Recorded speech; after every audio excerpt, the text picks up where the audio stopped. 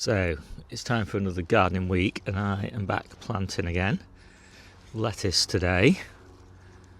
And my general kind of strategy at this time of year, after I've planted this bed, is to clear space by harvesting. And so that gives me kind of a bigger harvest in January, because I'm not just taking off individual leaves, I'm taking out whole plants. And it also kind of stops me being over enthusiastic and sort of planting everything all at once. It's better to plant in a kind of nice staggered fashion, because I get a nice staggered harvest. Anyway, these plants I'm just popping in here are winter density, and I'm not planting up at the back there on that back row, because that is where my peas are going to go. And so now I'm just doing these Lollo Rossa, and these are looking really nice. I've got an earlier batch of these in the ground that are growing even better than these, but yeah, they're all looking good. I always plant more lettuce at this time of year than any other time, partly obviously because it grows slower, but also because I like to harvest the whole heads of a lettuce in spring, because spring's my kind of busiest time of year, so it significantly reduces the amount of effort on harvest day to take out whole plants rather than have to pick individual leaves.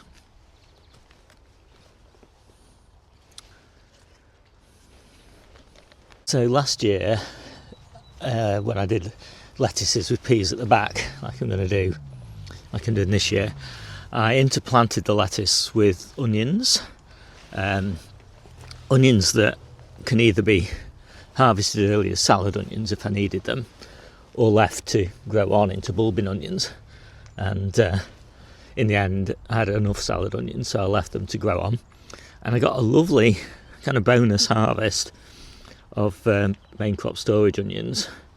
So I'm going to do the same this year. The onions aren't quite ready. They'll be ready probably in February to plant out. But by then the lettuce still won't be too big, so it should work okay. They do get a little bit overpowered by the peas, because the peas kind of lean over into the bed a little bit, but I'll try and do a better job of managing them this year.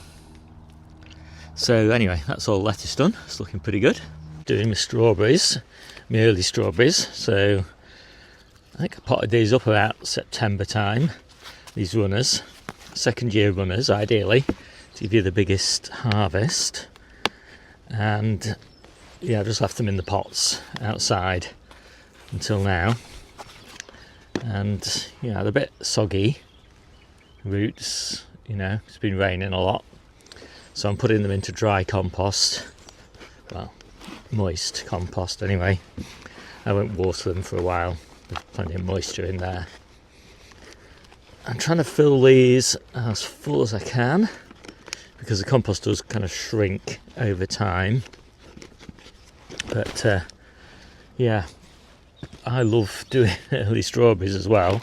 It's one of my favourite things to be getting on with at this time of year, when the ground's still frozen. It was -4 here last night, so everything's frozen, but the compost was in the polytunnel and that's defrosted. Okay, should be harvesting these in late April, early May, and they really benefit from being high up in the polytunnel, as high up as you can get, where it's nice and warm and light levels are really high.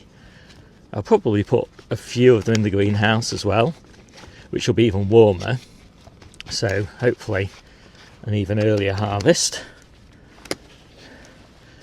Anyway, I shall get on with that. I'll show you the end result in a few minutes. So there we go. I'll just leave those up there now. I'll probably start watering them in about a month's time. I've got a few more up here as well, and eventually all these hanging baskets with lettuce will have strawberries in them as well. And I've got a few other hanging baskets, as I say, that'll go into the greenhouse at home. So I've got 4 more runners there that are also the first earlies, just the same as the ones I've put in the hanging baskets already. The rest of the baskets will have these, which are the ever-bearing varieties Mara de Bois, and yeah, I'll try and keep those in hanging baskets in the kitchen garden. So the ground outside's still completely frozen, but fortunately it's defrosted in here now in the polytunnel, so I can get on with a bit of planting and weeding in here. So I am going to take out the roots from these red stem patchouli, and down this centre here I'm going to put a mix of cauliflowers and calabrese and same down the side there. These are going to be harvested, I should imagine, in May, all the way through May. Hopefully, maybe a little bit of the calabrese I might get towards the end of April, but you know, who knows.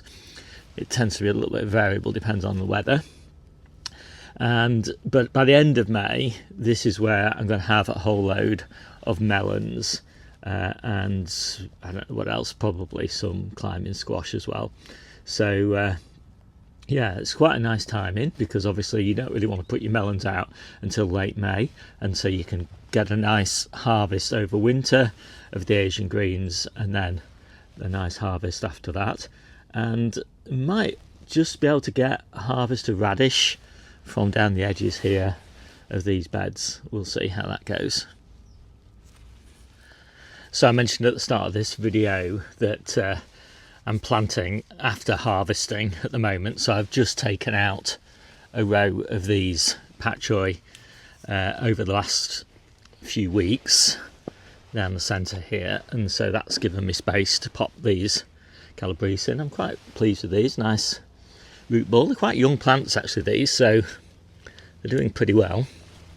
I'm going to give them a reasonable amount of space because I do want to take off a few side shoots off these as well as the main heads. So yeah, they always do better given a bit of extra space, and obviously I can kind of interplant around them a little bit, as I said, hopefully with some radish. But these are the 5th of October that these were sown, and they've grown pretty nicely. They haven't had any grow lights or anything like that, they've just been grown in a cool, bright place. So I've got 6 of these in. I want to put some cauliflowers in, but I'm going to put those in these beds at the end after I've harvested the central Claytonia plant. I'll do that next harvest day. So there we go, those are all looking really nice.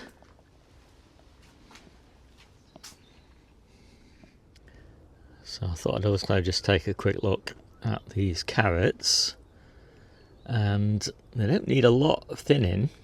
I've got 4 of these containers.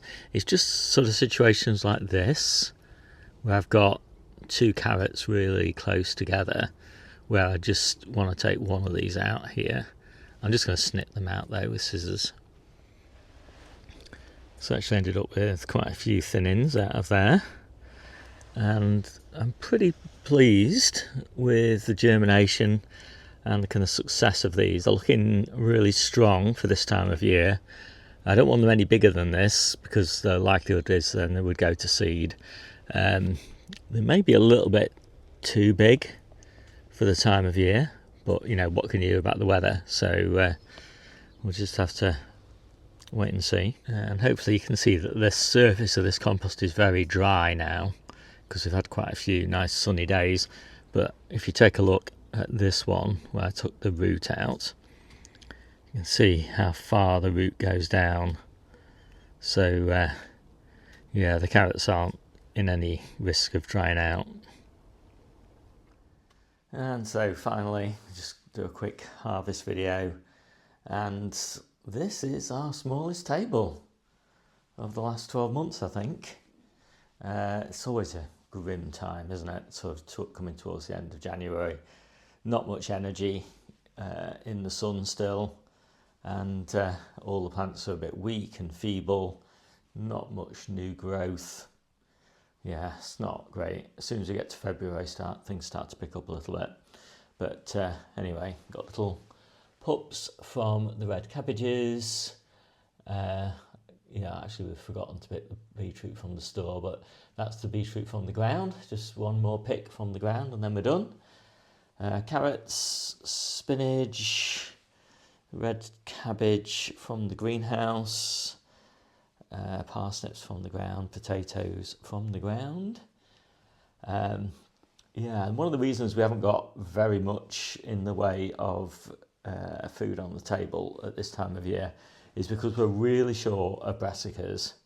So we've got the red cabbage and we've got those little bits of kale, and there's some colettes underneath there, and then there's colettes and sprouts, and that is pretty much it.